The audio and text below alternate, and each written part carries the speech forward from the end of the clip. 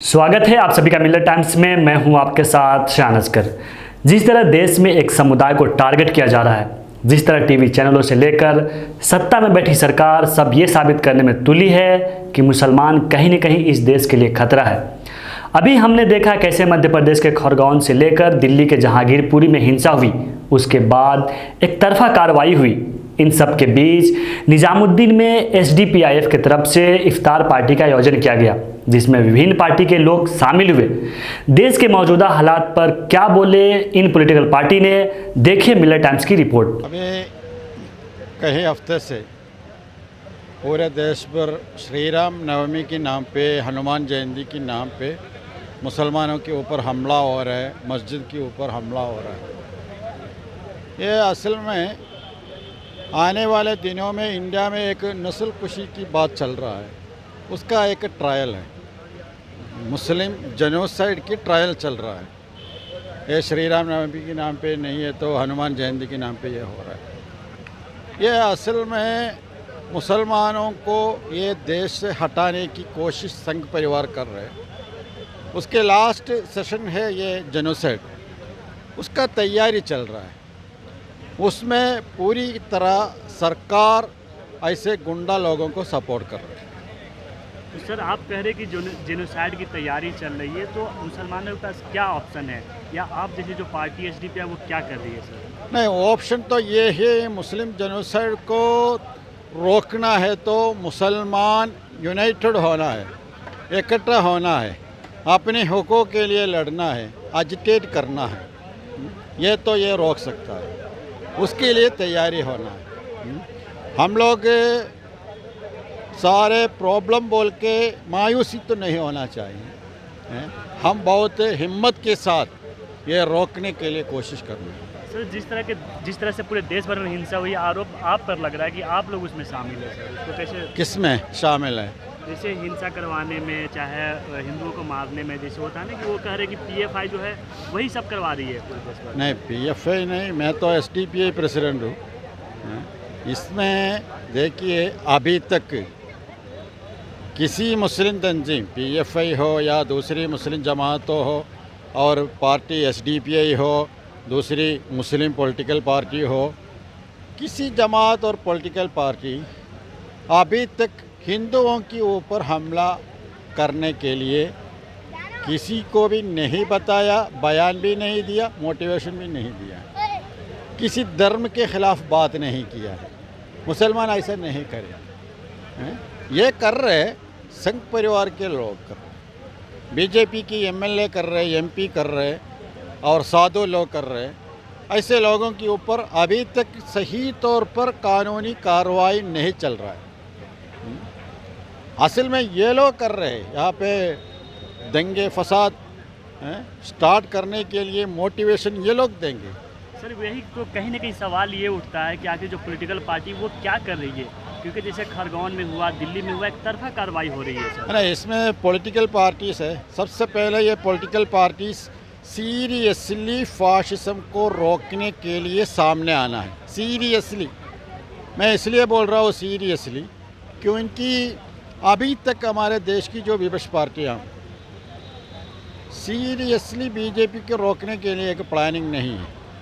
अभी भी कांग्रेस कह रहे वो नहीं चाहिए, ये लोग बोल रहे कांग्रेस नहीं चाहिए। मुसलमान अभी तक मुसलमान की एक तजुर्बा है, तजुर्बा नहीं, एक आदत है, सेकुलर पार्टी को वोट देने का है।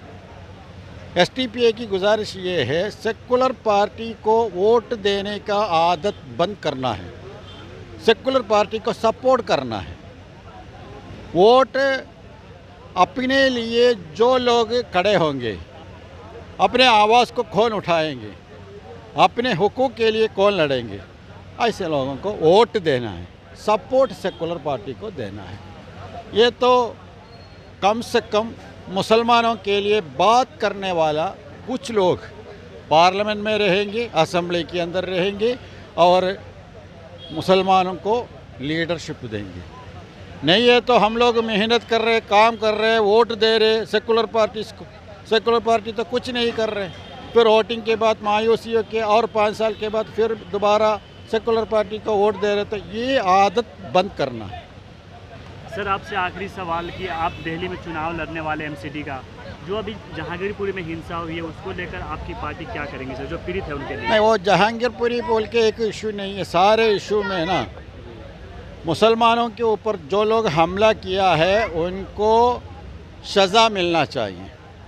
उसके लिए कानूनी कार्रवाई हम लोग करेंगे। जिनको कानूनी कार्रवाई के लिए सपोर्ट की ज़रूरत है, मदद की ज़रूरत है, वो हम लोग देंगे। देखिए, ये एक सोची समझी साजिश का नतीजा है। पूरे मुल्क में एक ख़ास संगठन ने मुल्क की फ़ज़ा को ख़राब करने के लिए, ध्रुवीकरण करने के लिए एक मुनज़्ज़म तरीक़े से मुहिम चलाई हुई। रामनवमी के मौके से पहले जब इनका नववर्ष शुरू हुआ नवरात्रों में, तब वो गोश्त पे बैन, उसके बाद रामनवमी की यात्रा और अब हनुमान शोभा यात्रा। इन तीनों के बहाने से मुस्लिम इलाकों को टारगेट किया गया और इस तरह से माहौल बनाया कि मुस्लिम नौजवान या मुस्लिम जो भी मस्जिद के रखवाले हैं या उसके आसपास की आबादियां हैं वो इश्तियाल में आएँ और उन पर कार्रवाई या भड़काऊ कुछ भी करें और उन्हें बहाना मिले दंगा करने का। 7 राज्यों में पहले हुआ, 8वां ये जो जहांगीरपुरी में हुआ। 2 शोभा यात्रा, पतली सी जगह है, वहाँ से 2 निकल चुकी थी, सुकून से निकल गई थी। तीसरी भी और निकालने की ज़रूरत थी, वो भी निकालने से पहले उसमें इतने हथियार, नंगी तलवारें, चाकू, पिस्टल, शॉटगन, ये लेके आप क्या करने जा रहे हो? आखिर मज़हब में इनका क्या काम? दूसरी बात, मस्जिद पे पहुँचते ही उनको ऐसी कौन सी उनके अंदर आत्मा आती है कि मुसलमानों के ख़िलाफ़ नारे, मुसलमानों के ख़िलाफ़ गानों में उनको गालियाँ, और अब इंतहा हो गई कि मस्जिद पे चढ़कर भगवा झंडा लगाना। आखिर इस भगवा झंडा लगा के वो हासिल क्या करना चाहते हैं? सर उनका ये आरोप है कि मस्जिद की तरफ से पहले पत्थरबाजी की गई, उसके बाद गोली चलाई उनकी तरफ। सवाल पत्थरबाजी का तो अभी जिक्र ही नहीं है। अभी तो जिक्र ये है कि वहाँ से निकले और निकलने के बाद भड़काऊ नारे लगाए, फिर झंडा लगाने की जब कोशिश की तब उन लोगों ने रोका। उसके बाद वो छोटा मोटा झगड़ा हुआ और अलग हो गए, फिर आए अपने अपने ग्रुप के साथ, तो फिर उन्होंने जो पथराव किया मस्जिद पे, तो मस्जिद के लोगों ने भी फिर अपना दिफा किया। अब देखिए, पथराव तो एक ऐसी चीज़ है कि अभी कुत्ता चलता हुआ आपके काट ले तो सबसे पहले आप ईंट मारोगे उसको। तो पथराव तो एक नेचुरल रिएक्शन है। ये सब सोची समझी साजिश है, एक दंगा कराना था।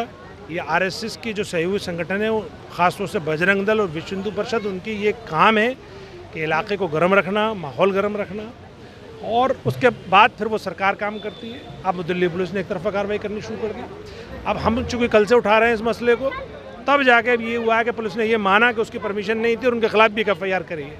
अब हम उम्मीद करेंगे कि पुलिस ईमानदारी से इन्वेस्टिगेशन करेगी और जो सही कल्प्रिट हैं इसके, इस दंगा कराने के पीछे असली जो दंगाई हैं, जो शॉटगन और ये पिस्टल लेके घूम रहे हैं, ये असल दंगाई नहीं है, ये तो उनके अलायकार हैं। असल दंगाई पे पीछे बैठे हुए। पुलिस इन्वेस्टिगेशन करते करते उनको भी पकड़ेगी, इंसाफ करेगी, और ये जो नौजवान पकड़े गए हैं, जो बेचारे मस्जिद के आसपास की आबादी के लोग हैं, उनका नाम बिना वजह डाल के और थाने में बंद कर दिया गया है, जबकि वो अपने दिफा में थे। सर सबसे बड़ा सवाल यही उठता है कि मध्य प्रदेश के खरगोन से लेकर दिल्ली तक दोनों जगह यही हो रहा है कि सीधा का सीधा आरोप है वो मुसलमानों पे ही गढ़ दिया गया। वो ये कहा जा रहा है कि मुसलमान ही दंगाई है, तो ये कैसा है? यही तो एक पूरा नैरेटिव गढ़ा गया है। ये पूरी वेल डिज़ाइंड एक कॉन्स्पिरेसी है मुसलमानों के ख़िलाफ़। मुसलमानों को भी समझना है। अब मुसलमानों को क्या करना है इसमें? एक तो सब्र से काम लेना है। सब्र का मतलब है हिम्मत से डटे रहना अपनी जगह पर, डरना नहीं है, अपने मौक़िफ़ से पीछे नहीं हटना है। दूसरी बात, इनका मुकाबला करना है और दिफा का आपको पूरा हक़ है। आप अपना हर तरीके से दिफा कर सकते हैं। हम कानूनी तौर पे इनसे लड़ेंगे। इसके अलावा सियासी निज़ाम में सबसे बड़ी ताकत सियासी ताकत होती है। जमहूरी निज़ाम में सबसे बड़ी ताकत सियासी ताकत होती है। तो सियासी ताकत के लिए आपको अपने प्लेटफार्म यानी सियासी प्लेटफार्म पे मुत्तहद होना है, एक सियासी क़ायद के नीचे मुत्तहद होना है। इस हादसे में भी बैरिस्टर असदुद्दीन ओवैसी साहब ने ये साबित कर दिया कि वही आपके असली खैर ख़्वाह हैं।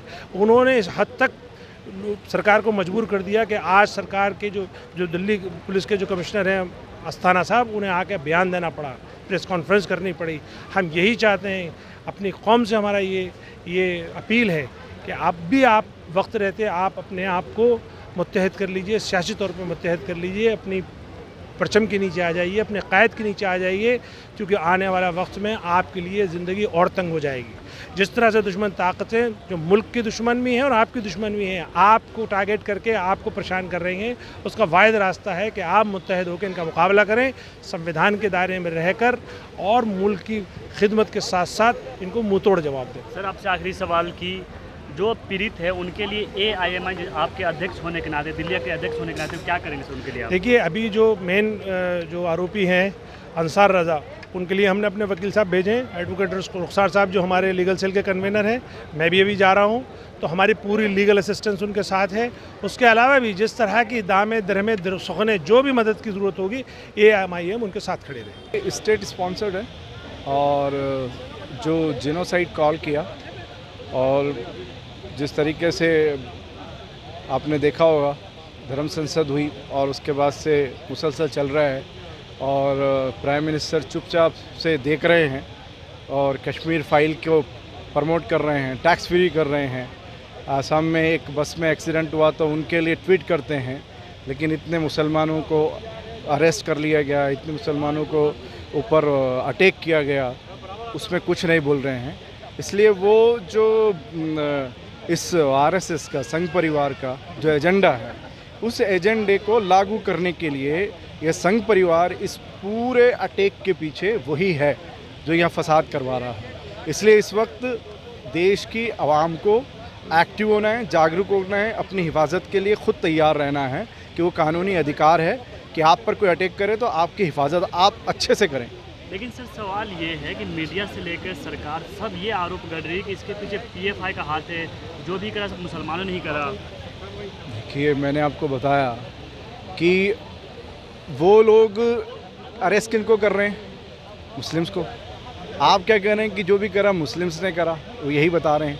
अब हो क्या रहा है कि जो रैली जा रही है तलवार गंडा से, गन कट्टे, ये सब ओपनली वो लोग लहरा रहे हैं।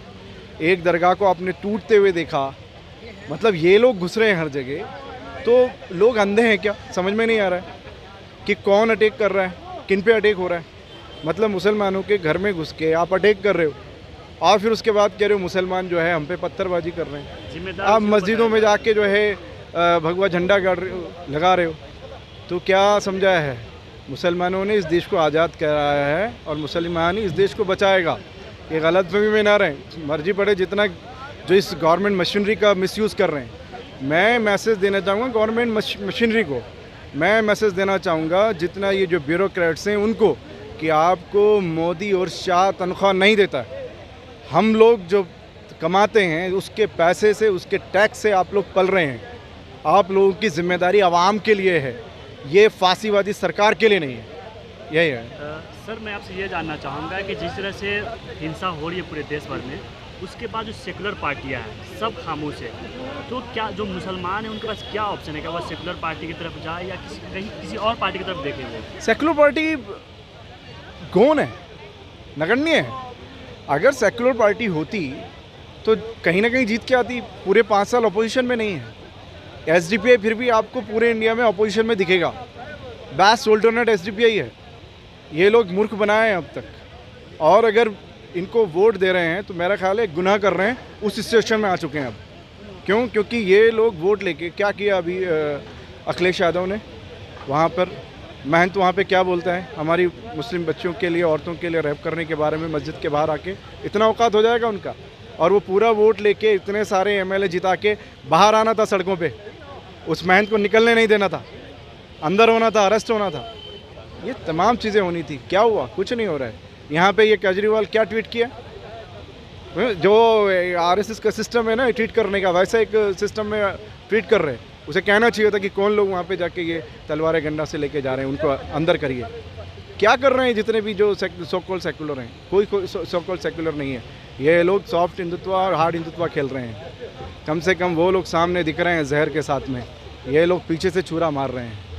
सर आपसे आखिरी सवाल की, जो जहांगीरपुरी में हिंसा हुई है उसको लेकर SDPI है वो क्या करेंगे सर, जो पीड़ित है उनके लेकर? देखिए, हम एक तो ये जो लोगों के साथ में जो भी हमसे चाहते हैं उनको लीगल एड देना है, और जो हमसे मदद हो पड़ेगी उनके रिलीफ के लिए या उनको रिहेबिलिट करने के लिए हम कोशिश करेंगे उसके बारे में।